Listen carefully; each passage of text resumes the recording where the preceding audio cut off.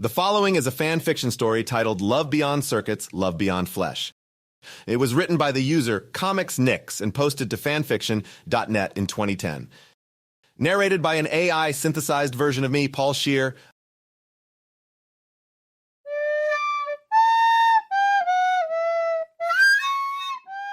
A note from the author. Hi people, I don't own Star Wars nor Transformers and don't make money with it. This story is situated in the beginning of Return of the Jedi, before Luke Skywalker arrives. But after Leia, R2-D2, and C-3PO get trapped by Jabba, it tries to explain what happened in the meantime. Hope you enjoy. Optimus Prime is entering Megatron's secret base. The fight was vicious and the other Transformers got caught. Optimus needs to free them. Then he enters Megatron's chamber. Megatron! Free my Transformer pals or suffer lead metal consequences, shout Optimus. You will never defeat me, leader of the Autoboys. The Decepticons will rule the galaxy. You will have to jump over my dead corpse. And Optimus runs at Megatron's direction, shooting blaster projectiles. Megatron runs to a secret chamber, and Optimus follows. But it's a trap. Optimus gets stuck into a titanium metal bar cage, and Megatron brags, "Now, Optimus, you will be my financier. Will help to pay for my death satellite to kill the Earth." What? Megatron opens his spaceship and embarks with the jailbirded Optimus Prime. He set a course to a distant planet on a galaxy far away. After some weeks, Megatron's spaceship arrives on Tatooine. He seeks Jabba the Hutt, who receives him. "So Megatron brought me the specimen?" says Jabba. "Yes," says Megatron. "Where's the money?" "Here, and it was a very good exchange I hope we made." "For sure, Jabba, now here, your new slave." And Megatron lent Optimus to Jabba. "Ah," says Jabba, "a new robot to my collection. You will entertain my customers for some time." Optimus is very angry and shouts to Jabba, "I'll never be your slave. You cannot control me." "Yes, I can. If you try to escape, I will kill your cell companions." And Jabba takes Optimus to his cell.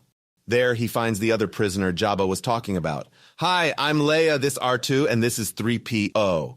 "Hi, Leia. I'm Optimus Prime, leader of Autobots. What are they going to do?" "Well, I don't know. Jabba said he opened a new service on Tatooine to entertain people from staying from other planets.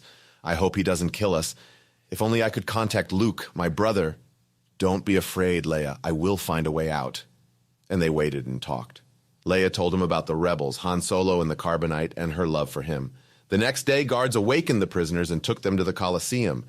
It was very big and was full of aliens and people from all over the universe. Jabba speaks at a microphone. "Greetings, dear customers. Welcome to the first luxury multi-species Colosseum of the galaxy. Here, our first slaves will have pleasures beyond imagination and will please you too. Don't feel ashamed. Put your clothes off and jerk at will. No extra expenses are charged by cleaning the place. Toilet paper is at the right side of your chair. Condoms are charged separately. Have safe sex, and let the show begin." Optimus is there, looking around, seeing the multitude of people. He can do nothing. Even if he tries to fight, Jabba can kill Leia and the others. They are fragile, so he must let go of his pride and please that haunting audience of pedos. All of the 5 slaves have microphones, so what they say the audience can enjoy. Jabba formed a contract with the customers that moanings and profanities are a right they have, so the slaves must keep chit-chatting while sodomizing one another. Prime sits on the dirty ground and waits. Leia comes near him. "Oh, Optimus, sorry that we met this way."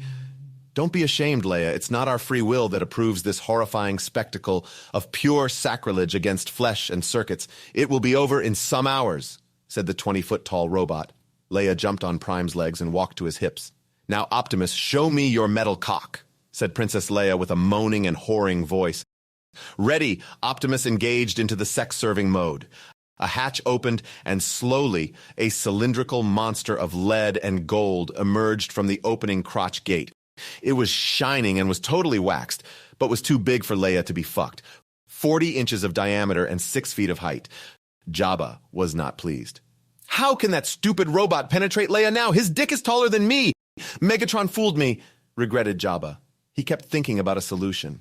Leia looked, and because the show must go on, she did her best, while Jabba tried to fix the situation. "Oh, Optimus, I guess I have to tenderize your metal dick for me to fully appreciate its wonderfulness." "Leia, your leather-clad bikini lights up my boron buttocks." Leia rubbed with her stretched arms the metal dick up and down, but it was dragging her skin. Even if it was polished and had no jagged edges, she needed to lubricate it. Prime, do you have something good to facilitate my work? Yes, my power, love. Here, have this squeezing tube. It contains graphite. Just rub it. All will be all right.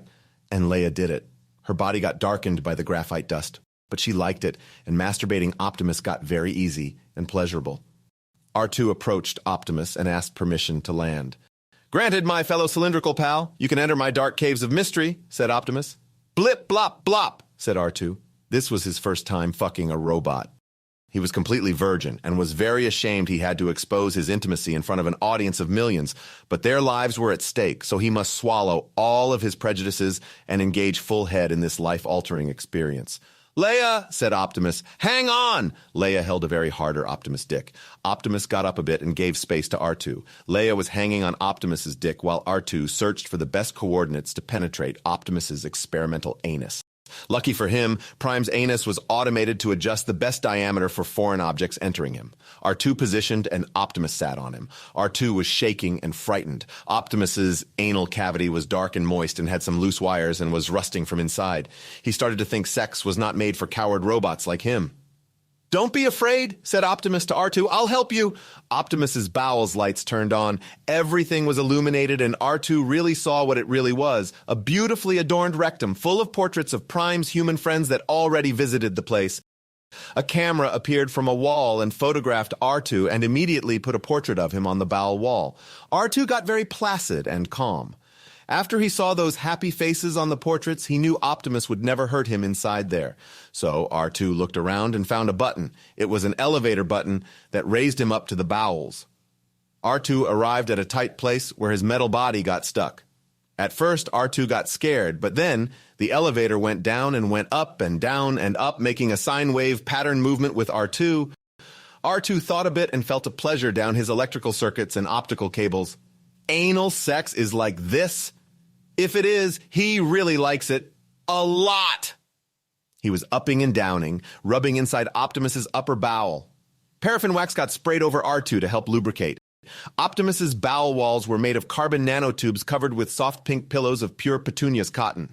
They adjusted on the fly, the pressure over R2's body, and the elevator speed according to R2's willingness to go deeper with his innermost sexual fantasies. At first, R2 wanted to go slow to feel the texture on his metal cover, but later his inhibition got away and the elevator got faster, and Optimus had a surprise for him. Neon gas tubes appeared on the walls, and a range of different colors illuminated inside Optimus's ass with all colors of the spectrum. It was a real shame R2 couldn't smell the daisy fragrance permeating Optimus Prime's anus. R2 had no nose. As R2 was a robot, even infrared and ultraviolet colors appeared, and that profusion of rainbow happiness filled R2 with the purest passion he never had from his robotic pairs. He always was considered the freak of the robot school. Every robot despised him because of his adventurous ambition. He wanted to see the stars, the other life forms. He didn't want to be a hamburger-frying slave all of his life, doing menial tasks that no one would remember in the future. No, he wanted to be remembered, wanted to leave a mark on history. His robotic schoolmates were just stupid for him, so he picked fights all the grades he did. Trouble was his name, and no one loved him because no one approved of his future plans for his life. But finally, he found a robot that can see him from inside, someone that wants to please him, that wants to give a hand and collect nothing in return. 3PO is his friend, but Optimus is his lover. To return the favor to Optimus, opening his eyes to the sexual lust all robots should have in their lives, R2 started to expel small shockwaves inside Optimus's bowel, giving the Autobot the most tender demonstration of love and gratitude he ever received in his life. This action reflected at Optimus's penis that got slightly more elongated, something that pleased Leia. Optimus Prime, said Princess Leia with a sensual voice, you are a very horny individual. Oh, Leia, don't say that. Actually, this is the first time someone has rubbed my dick. While rubbing Optimus's dick with her humid, engorged vagina, Leia felt a bit sorry for that robot. Oh, Optimus, you don't use your cock with much frequency, do you? Optimus lowered his head and sighed. No, it is a problem being this tall. My Autobot friends don't have sexual appetites, actually. Being the leader, I'm the only one equipped with sexual intercourse systems. No other Autobot has them, and being anally penetrated doesn't really give me chills. Leia got tears in her eyes. She embraces Optimus's dick very hard, trying to console that lone robot, but life is not that easy. She wanted to be 20 feet tall at that moment. "All right," said Jabba to Optimus from the microphone. "My engineers are going to adapt this organic penis to your crotch. This will give something more consistent in terms of action to our marvelous customers." A couple of alien men went and started to adapt the strange alien penis to Prime's body. That penis was the property of a long-dead alien, Jar Jar Binks, to be more exact. After the Jedi massacre by the Emperor and Lord Vader, Jar Jar was captured when he was hiding at Tatooine by Jabba's bounty hunters. He was tortured for a week without rest, and after that time his body was quartered and his penis was sealed inside a carbonite container. A little trophy Jabba had been saving, but his new business needed some sacrifices to be made, so now he uses Jar Jar's penis for a greater purpose.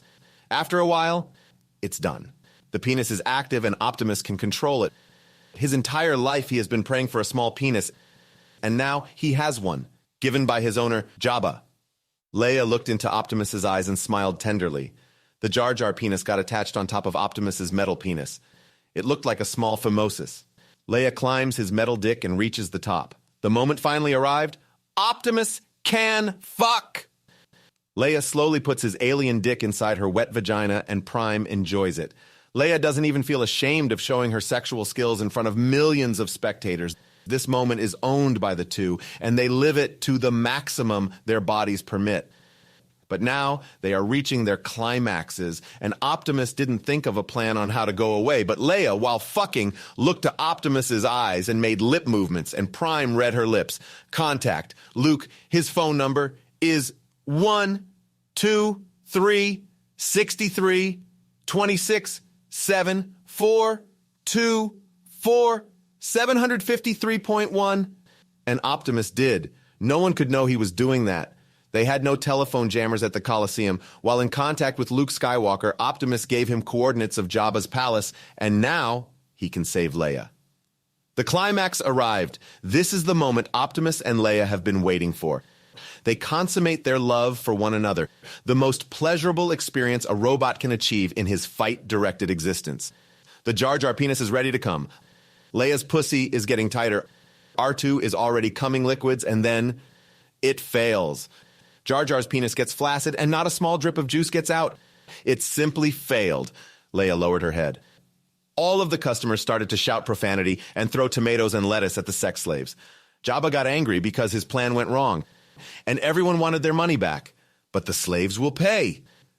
After they returned inside Jabba's palace, Jabba started to talk to them. "Now, I'm going to kill you all, starting by—" But he was interrupted.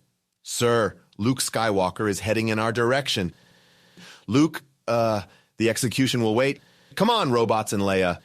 "You, Optimus, stay in the cage or Leia dies in the Sarlacc pit if I come back and don't see you." Optimus stayed in the cell. Leia told him to go away.